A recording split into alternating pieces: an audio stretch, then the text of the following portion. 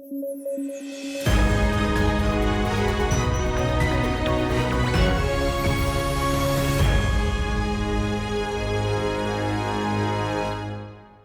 News at 9 में आपका स्वागत है। मैं हूं विरत दुबे। आइए जल्दी से नजर डालते हैं आज की न्यूज हेडलाइंस पर। ग्लोबल रिस्क रिपोर्ट हुई जारी। कॉस्ट ऑफ लिविंग खतरों की सूची में शामिल। 16 जनवरी से शुरू होगी दावोस समिट। समुद्रयान मिशन की तैयारी जोरों पर। समुद्र सतह से 6000 मीटर नीचे जाएंगे 3 लोग। मत्स्य व्हीकल करेगा खनिजों की खोज। और संरक्षित स्मारक हो रहे हैं गायब। संसद में सूचना पेश। AMSAR एक्ट करता है संरक्षण। आइए करते हैं खबरों की शुरुआत, पर उससे पहले आपको बता दूं कि इस बुलेटिन को अगर आप PDF फॉर्मेट में पढ़ना चाहते हैं तो अमृत उपाध्याय 007 इस टेलीग्राम ग्रुप पर जाकर डाउनलोड कर आसानी से पढ़ सकते हैं।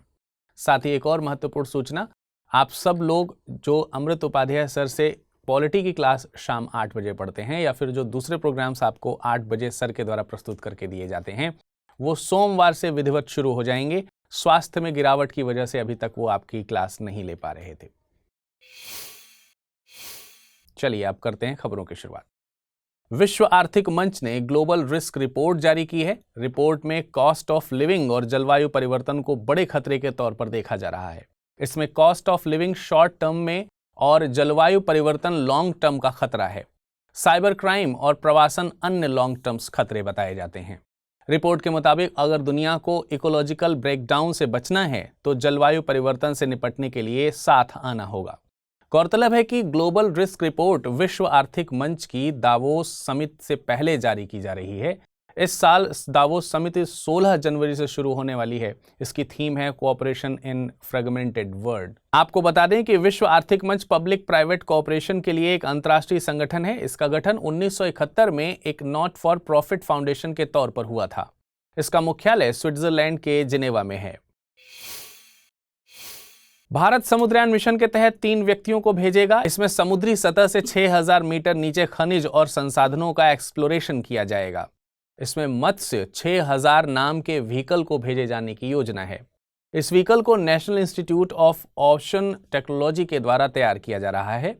नॉर्मल ऑपरेशंस में इसकी एंड्योरेंस यानी टिके रहने की क्षमता 12 घंटे और इमरजेंसी ऑपरेशंस में 96 घंटे है। गौरतलब है कि सरकार ने आने वाले 5 सालों में 4000 करोड़ रुपए के डीप ओशन मिशन को मंजूरी दी है। डीप ओशन मिशन का मकसद गहरे महासागरीय संसाधनों का पता लगाना और उसके सतह उपयोग के लिए प्रौद्योगिकियों का विकास करना है।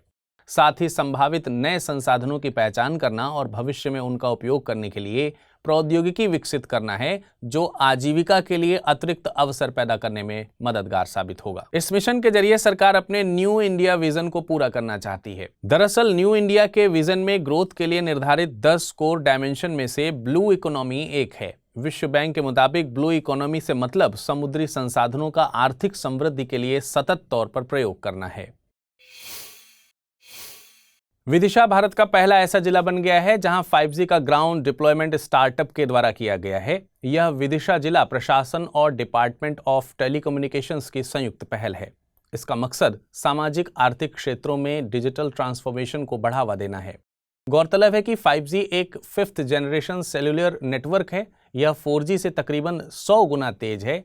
5G से लोगों और व्यापार के लिए नए अवसर सृजित करने में मदद मिल रही है। इसमें faster connectivity speed, ultra low latency rate और ग्रेटर बैंडविड्थ पाई जाती है। दुनिया भविष्य में जिन सुविधाओं का लाभ उठाना चाहती है उनके लिए 5G अहम है। इन सुविधाओं में e health, connected vehicles and traffic system और क्लाउड गेमिंग आदि शामिल हैं। आपको बता दें कि मध्य प्रदेश के विदिशा जिले का पुराना नाम बेसनगर, विदिश और भीलसा था। बेतवा जहां की प्रमुख नदी है। विदिश अपनी उदयगिरी गुफाओं के लिए जाना जाता है। महावंश के प्रमाण के अनुसार विदिशा या बेसनगर में सम्राट अशोक की भेंट शक वंश के व्यवसायी की पुत्री देवी या कुमार देवी से हुई थी, जिससे अशोक ने विवाह कर लिया था। इस खबर की अहमियत को समझने के लिए साल 2020 में यूपीएससी की प्रारंभिक परीक्षा में पूछे गए सवाल पर आइए करते हैं गौर। भारत के इतिहास के संदर्भ में निम्नलिखित युग्मों पर विचार कीजिए। प्रसिद्ध स्थल और वर्तमान राज्य। भीलसा मध्य प्रदेश, द्वारसमुद महाराष्ट्र, गिरिनगर गुजरात, स्थानेश्वर उत्तर प्रदेश। उपयुक्त में से कौन सा युग्म सही सुमेलित है? केवल 1 और 3, केवल 1 और 4, केवल 2 और 3 या फिर केवल 2 और 4? इस प्रश्न का सही जवाब है विकल्प ए। हाल ही में संसद में केंद्र द्वारा संरक्षित तकरीबन 50 मॉन्यूमेंट्स के बारे में सूचना मुहैया कराई गई है। इसमें नई दिल्ली की बाराखंबा सिमेट्री, उत्तराखंड का कुतुम्बरी मंदिर और वाराणसी के बौद्ध अवशेष शामिल हैं। संस्कृति मंत्रालय के मुताबिक ये मिसिंग हैं। ये केंद्र द्वारा AMSAR एक्ट यानी ancient monuments and archaeological sites and remains act द्वारा संरक्षित 3693 मॉन्यूमेंट्स में से एक हैं। गौरतलब है कि किसी भी मॉन्यूमेंट्स को ASI के तहत संरक्षित करने के लिए ASI ऑफिशियल्स के द्वारा फील्ड सर्वे किया जाता है। कई बार कोई मॉन्यूमेंट्स स्थानीय इतिहास के लिहाज से अहम होता है लेकिन राष्ट्रीय स्तर पर महत्व नहीं रखता, तो उसे ASI के बजाय स्टेट आर्कियोलॉजिकल डिपार्टमेंट द्वारा संरक्षित किया जाता है। आपको बता दें कि ASI सांस्कृतिक मंत्रालय के तहत दिल्ली स्थित एक एजेंसी है जो कि सांस्कृतिक ऐतिहासिक धरोहरों के संरक्षण के लिए जिम्मेदार है। इसकी स्थापना साल 1861 में अलेक्जेंडर कनिंघम द्वारा की गई थी। वे इसके पहले डायरेक्टर जनरल भी थे। भारतीय संविधान के अनुच्छेद 49 में स्मारकों, राष्ट्रीय महत्व वाले स्थानों और वस्तुओं के संरक्षण की बात कही गई है। कलात्मक या ऐतिहासिक रुचि वाले हर स्मारक या स्थान या वस्तु को संरक्षित करना राज्य का दायित्व होगा।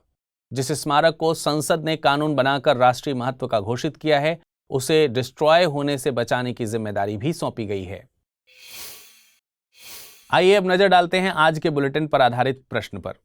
पहला प्रश्न है, प्राचीन प्रसिद्ध स्थल भीलसा स्थित है राजस्थान में, मध्य प्रदेश में, हरियाणा में या फिर महाराष्ट्र में? अगला प्रश्न है, निम्नलिखित कथनों पर विचार कीजिए। दावोस समिट का संबंध विश्व आर्थिक मंच से है। Global risk report amnesty international के द्वारा जारी की जाती है। उपयुक्त में से कौन सा कथन सही है? सही कथनों का चुनाव कीजिए। केवल 1, केवल 2, 1 और 2, ना तो 1 ना ही 2। आइए अब नजर डालते हैं पिछले बुलेटिन पर आधारित प्रश्नों की और जानते हैं उनके उत्तर। निम्नलिखित में से किस संगठन द्वारा ग्लोबल इकोनॉमिक प्रोस्पेक्ट रिपोर्ट जारी की जाती है? International Monetary Fund, United Nations Development Programme, World Economic Forum या फिर वर्ल्ड बैंक? इसका सही जवाब है विकल्प डी।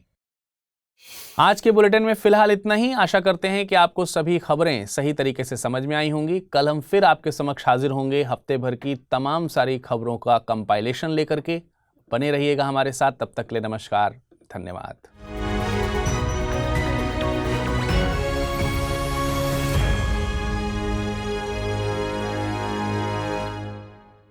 हिंदी में UPSC की तैयारी से संबंधित प्रोग्राम्स को देखने के लिए सब्सक्राइब करें स्टडी IQ IAS हिंदी।